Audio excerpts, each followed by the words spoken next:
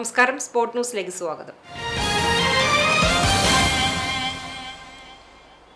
വരവൂരിൽ വീട്ടുപറമ്പിലെ ആൾമറയില്ലാത്ത കിണറ്റിൽ ഗൃഹനാഥയെ മരിച്ച നിലയിൽ കണ്ടെത്തി.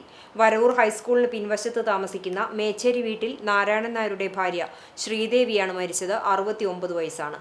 രാവിലെ എഴുന്നേറ്റ് പുറത്തു നടക്കുന്നതിനിടെ അപകടത്തിൽപ്പെട്ട് കിണറ്റിൽ വീണതാണെന്നാണ് പ്രാഥമിക നിഗമനം. ശ്രീദേവിയെ കാണാത്തതിനെ തുടർന്ന് വീട്ടുകാർ നടത്തിയ തെരച്ചിലിൽ രാവിലെ 7:30യോടെ മകളാണ് മൃതദേഹം കിണറ്റിൽ കണ്ടത്. വിവരം അറിയിച്ചതിനെ തുടർന്ന് വടക്കാഞ്ചേരിയിൽ നിന്നെത്തിയ ഫയർഫോഴ്സ് സംഘം മൃതദേഹം പുറത്തെടുത്തു. തുടർ നടപടികൾക്കായി അത്താണി മെഡിക്കൽ കോളേജ് ആശുപത്രിയിലേക്ക് മാറ്റി.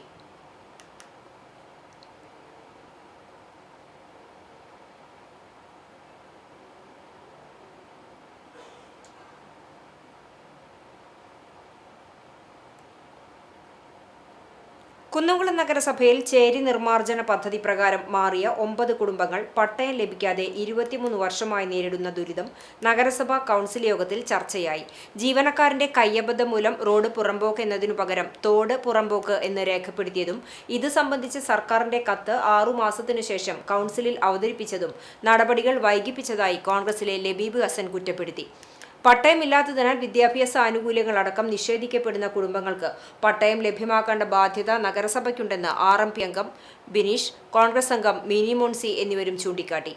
വിഷയം പരിഹരിക്കാൻ നഗരസഭാ റവന്യൂ MLA സംയുക്ത യോഗം വിളിക്കുമെന്ന് ചെയർപേഴ്സൺ സൗമ്യ അനിലൻ ഉറപ്പു നൽകി. അതോടൊപ്പം ആർത്താറ്റിൽ H1N1 പനി പടരുന്ന വിവരം പ്രാഥമിക ആരോഗ്യ കേന്ദ്രത്തിലെ ഡോക്ടർ നഗരസഭയെ അറിയിച്ചില്ലെന്ന് ചെയർപേഴ്സണും വൈസ് ചെയർമാൻ PG ജയപ്രകാശും ചൂണ്ടിക്കാട്ടിയെങ്കിലും രോഗവ്യാപനം തടയാൻ പ്രതിരോധ നടപടികൾ സ്വീകരിക്കുന്നുണ്ടെന്ന് അറിയിച്ചു.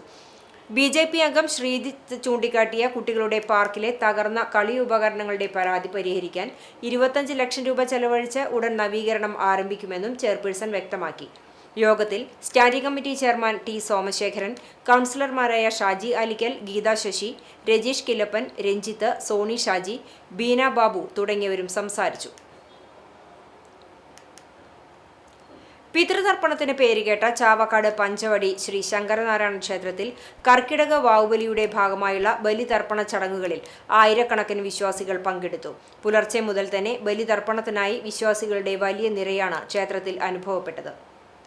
പഞ്ചവടി വാക്കടപ്പുറത്ത് പ്രത്യേകം തയ്യാറാക്കിയ യജ്ഞശാലയിൽ മേൽശാന്തി സുമേഷ് ശാന്തിയുടെ നേതൃത്വത്തിൽ 25ഓളം പരികർമ്മികളുടെ കാർമ്മികത്വത്തിലാണ് ചടങ്ങുകൾ നടന്നത്.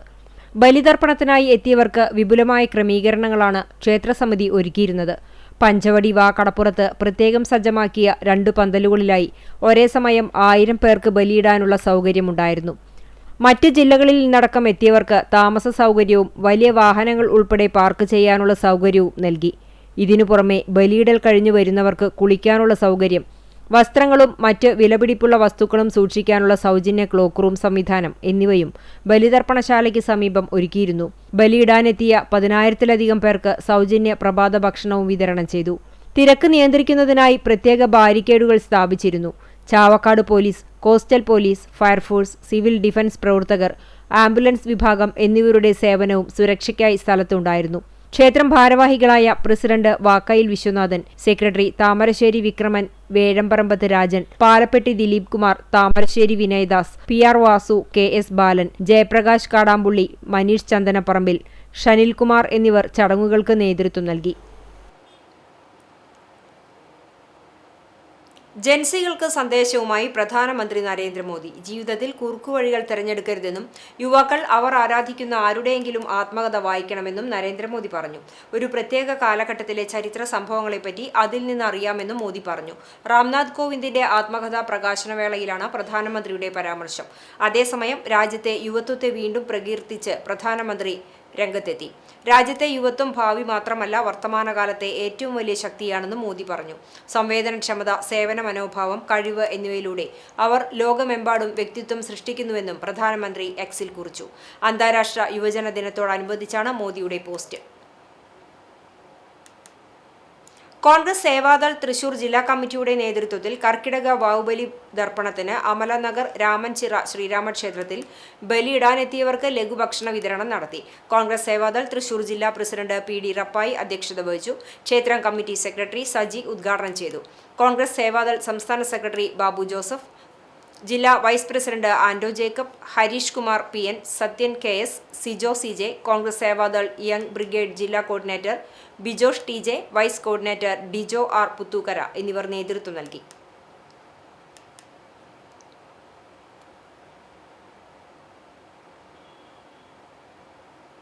സംസ്ഥാനത്ത് സ്വർണ്ണവിലയിൽ വർധനവ്. ഇന്ന് രാവിലേക്ക് 22 ക്യാരറ്റ് 1 ഗ്രാം സ്വർണത്തിന് 95 രൂപ വർദ്ധിച്ചതായി Kerala gold and silver merchants association അറിയിച്ചു. ഇതോടെ 1 ഗ്രാം സ്വർണത്തിന് കേരളത്തിൽ 14,195 രൂപയിലും 1 പവന് 1,13,560 രൂപയിലുമാണ് വ്യാപാരം നടക്കുന്നത്.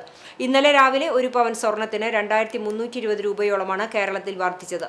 അതിനുശേഷം ഉച്ചയ്ക്ക് വീണ്ടും വിലയിടിഞ്ഞ് 1,12,800 രൂപയിലെത്തിയിരുന്നു.